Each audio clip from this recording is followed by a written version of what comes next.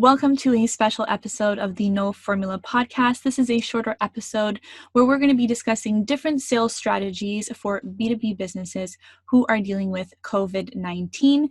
Today we are here with Jason Bay, co-founder and chief revenue officer at Blissful Prospecting. Thank you so much for being here, Jason. Yeah, I'm excited. Looking forward to it. Awesome. So if you don't mind, I just want to jump right into it. Sure. Sales, COVID-19, how should we be treating our prospects right now? Yeah, I mean, the first thing that we need to think about is, and this should really be at the foundation of any sales approach and really marketing as well, is empathy. And you should really be thinking about not only how your prospect is feeling, but also what they're experiencing and what their priorities are and how they've shifted. So the very first thing I'd recommend doing is talking to your current customers. Hopefully you've already done that because this started at the time of recording last week, and it's a good customer retention strategy, right? To help them. But what you really need to figure out is not, hey, we're adjusting from working from home. Like that's not really going to help you be very empathetic to prospects. You really need to figure out, like, for example, we work a lot with like VPs of sales at software companies. A lot of what they're dealing with right now, if I just approached and said, hey, if you're like most of the VPs of sales we talk about, you're having trouble prospecting right now. And it's like, well, duh. I mean, like I would always like to prospect better, right? But when I've talked to them and our customers, really what they say is it's so much more than that. It's, hey, we're really trying to balance, like leading with empathy and we're not really sure like what that means in our messaging. So we're really gun shy about sending emails and making cold calls and delivering the wrong message. Like that's something very specific that they'll be like, oh, okay, Jason understands what I'm going through right now. So that's the very first thing you need to do is really come from a place of empathy. And then the second thing you need to do is really figure out how you can be helpful. So being helpful right now for your business might not mean selling your products and services to these businesses. They might not be in a position really to do that. So once you have talked to your customers, you figured out what they're going through. And what I did right before this call actually is we had 3 of our clients on a Zoom call and we just helped them brainstorm together about things that they're doing right now. So that is an insight. I can capture that. I can put it into a PDF. I can put it into a webinar, a LinkedIn post, a blog post, whatever it is. And I can bring that to prospects. So I can say something like, hey, Laura, if you're anything like the current people that we work with in this industry, this, and this is a challenge. Hope everything's going really well. By the way, I talked to a few of our customers today that are experiencing similar challenges, and they had some really good insights to share on what they're doing moving forward about this. Is it cool if I send it over to you? That's what a cold email might sound like. That could be what a cold call sounds like too. So it's empathy, really understanding their situation, and then coming through and thinking like from a results standpoint, like how can I actually help them and be helpful? So those are the very first 2 things that you need to do. And for the companies who are not offering essential products or services, I feel like they have like an extra layer of challenges. Should they approach sales during this time? Yeah. So when you say essential services, are you talking stuff that's like outside of like a grocery store? Yeah, Like exactly. a hospital and like that like kind of thing. maybe people need Zoom, right? That's essential for them to continue working. Yeah. Outside of these essential services that now more and more people are using because they're working from home, how are the rest of us going to survive? Well, let's use a business as an example. Like what kind of business do you want to use as an example? Okay, well, let's just use where I work right now. Okay, Cool, okay. So I work at a IT software provider. So I don't know if you're familiar with IT software, but our specific software is we manage assets in companies. Okay? Digital assets, yeah? No, physical and digital. Okay. So software assets or hardware like your computer, your laptop, mice, keyboards, things like that. So for us, technically, we are not an essential service for people right now. But on a normal basis, people come to us all the time. and say, okay, we want to manage our assets because that'll help us save money, it'll help us forecast, it'll help us budget, so on and so forth. So, okay, so save money, forecast, and budget. So what I would say is that I think your business is really essential right now. I get that it's not essential for survival, but Mm-hmm. rarely Zoom is not essential for survival. They could use Skype. You know what I mean? Like you Mm-hmm. could use FaceTime. So what I would think about is what are the value props and the ways in which you can help customers, and Mm-hmm. how can you present that at the forefront of your messaging? So if you help companies save money, forecast, and budget, the way that I would talk about this is I would say, so who's your ideal target? Like who's the person typically? What's their job title that you guys work with? It depends what industry we're going with, but let's say in like the education sector, it's usually like the superintendent or the IT manager at the top. Yeah. It varies from state to state, but that would be their position. Yeah, so that's obviously going to be kind of a tough one because most universities are out of school right now. Yeah. So, but I would do something like this. Hey Laura, if you're like most of the superintendents I'm talking to right now, like what I'm hearing is that since they have to transition all of their learning to online, one of the big challenges they have with that is a lot of the professors have not done virtual teaching before. So the software is unfamiliar to them. The type of software the hardware they need, is unfamiliar. And we've actually been working with quite a few clients in this area, and they're doing a couple things really well to make this transition as seamless as possible so they can continue delivering education to their students. Would you be interested in seeing what some of those strategies are? Like that's the approach that I would take. That's super So, cool. so you like focus on saving money, forecasting, and budgeting. That's also a way that you could tie it in. So there's a few things that they're doing right now to like really forecast and budget into the future because they're not really quite sure what their hardware and software requirements are going to be. That might be something that we could help you do, is like really be able to forecast what that would look like if you're planning for next year already. Because a lot of these schools because I talk to salespeople that sell into higher ed. A lot of what they're saying too is that they're having to get equipment and all of that stuff right now because it's going to be out of stock. Like they're talking about to them right now for next school year.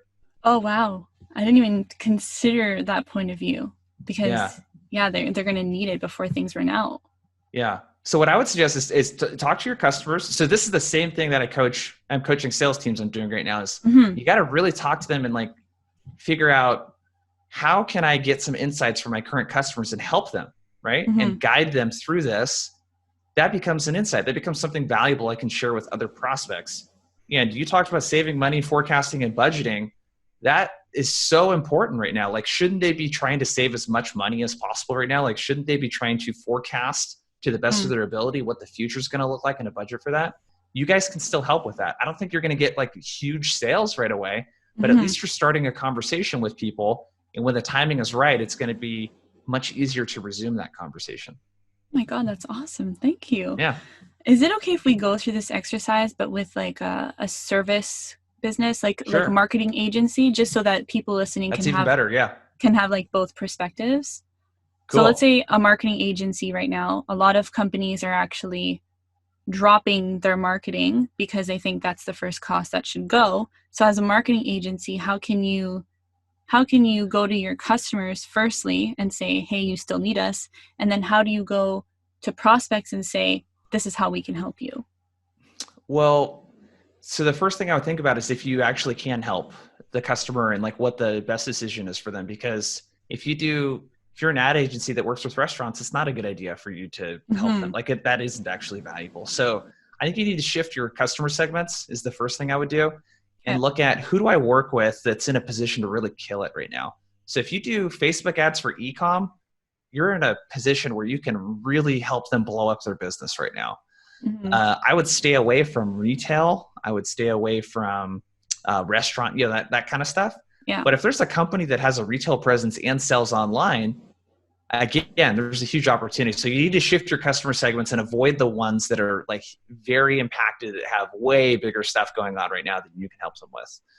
The second thing I would do is same sort of exercise. So how can I talk to my current customers? Let's pretend they're e-com and figure out like what's going on with them right now. What are their priorities? And if you talk to, I just did this exercise earlier yesterday too, because someone sells Facebook ads to marketing or Facebook ads to e-com. So one of the things the e-com is thinking about right now is my customer segments. So they're reevaluating their customer segments too. So who can I put our ads in front of right now that is most likely to buy our stuff? The other thing too, so readjusting your spend and where you're targeting. And the other thing too is how can I take advantage of the fact that ads are like 50% of the cost right now than they normally are because people are pulling out.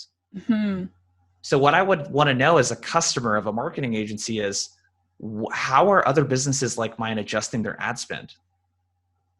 Where are they choosing to go all in on and where are they pulling out ad spend? How are they reevaluating where they're putting ads and who they're putting it in front of? And just because I feel like right now we haven't been in this for long enough to have a pattern. So how can we find out this information without really knowing what's going on, without seeing a pattern? You have to talk to your customers. Okay. Yeah. So it's all I don't them. know the answer. All I can tell you is like the framework of what you need to do, because if you're listening to this, you know your customer segments better than I ever will. So I'm not going to be able to give you a magic recipe of like what the email should say or what you should say in the call. Sure. But what I do know, this even works when there's no coronavirus, is if you talk to your customers and learn about what their priorities are and the results that they're held accountable for achieving, and you just backtrack and look at what's holding them back from doing it right now. The part that everyone has in common right now is the thing holding them back is pretty similar between businesses, right? So you help them and you document how you're helping them. You help them brainstorm together as a group. And then now I can share that with a prospect. So again, that's like, hey, Laura, looks like you're running an agency. We work with a lot of agencies, and what we're hearing from them is this challenge, right? That, they have customers, or I guess the agent, we were talking about the agency reaching out to the e-com. So, hey, I work with a lot of e-com businesses, and one of the big challenges they're sharing is they're wanting to know whether or not they should pull out their ad spend. And what we're advising our clients and what we're seeing success with them is like not pulling out their ad spend, but adjusting where they're spending money right now and who they're putting their ads in front of, and how they can take advantage of the fact that ads are really cheap right now. And should they be doing anything? But we have 3 clients we're working with that are very similar, and they're doing this right now.